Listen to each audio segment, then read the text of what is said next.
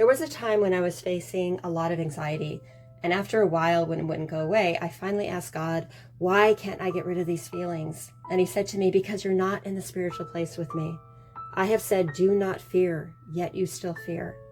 The spiritual place is God consciousness, which will bring us peace from the anxiety and worry and other lower emotions that are always waiting to overwhelm us. We are made up of consciousness and its corresponding spirit. So whatever consciousness we choose, that is what we will be. If we want to have the spirit of this divine consciousness with us, we must heed God's direction for us and not fall to the lower emotions like anxiety. In many instances, our anxiety would seem justified. We are faced with constant problems in human life, but if we want God in our lives, we cannot indulge these lower emotions, because when we allow ourselves to feel anxious, we have already chosen another spirit, a darker spirit, that of time and space and the human condition. To have God with us, we must choose the emotions that are a part of His spirit. Fear draws more fear, more human consciousness to us, while faith tells God we want Him in our lives. One story of faith is Noah's Ark. The ark represents God consciousness. So when God tells Noah to build the ark, He's telling him to have faith and get into his consciousness so that God can protect him during the flood. The flood is a metaphor for the darkness of human life that rises up against us.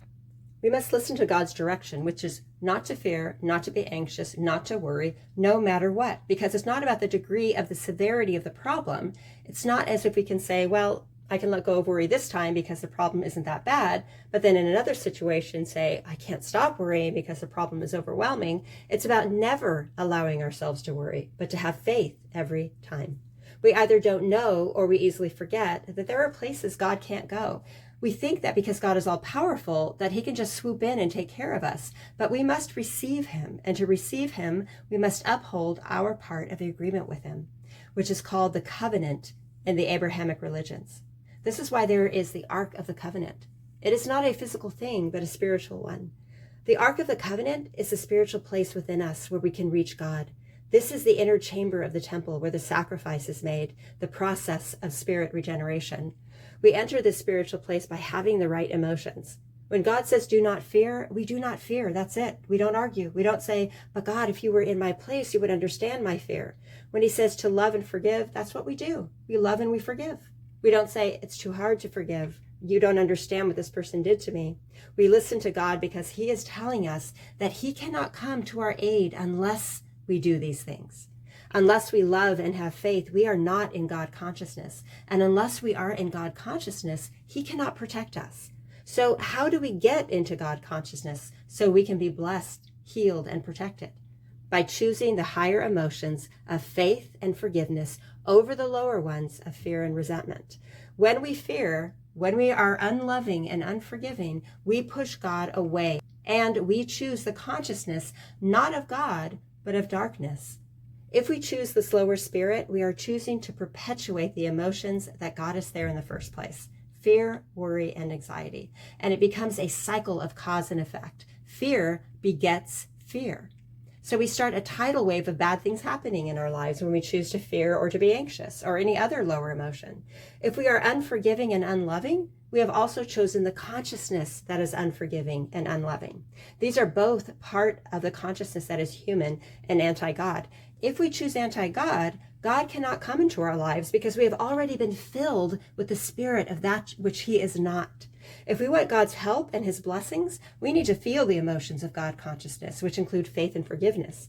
By choosing to feel God's emotions and align with His ways, we invite Him into our lives. We invite God's spirit into time and space where God can transform the human condition. That's why we need to forgive and why we need to have faith. These emotions will invite God's spirit into our lives, giving God access to our world. When God said He can take care of things, He is saying, if you follow my way, I can be there for you. However, if you follow the ways of darkness, I cannot. Getting into the ark of God consciousness is following His way. And from there, we can look at what's happening in our lives from an emotional distance and a point of transcendence over the world. We can put space in between us and the problem as God's Spirit fills us and then extends outward to the problem, dissolving and healing it.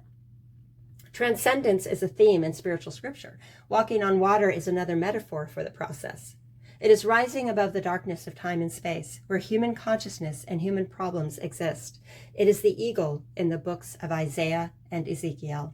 We must remember that he that is in me is greater than he that is in the world.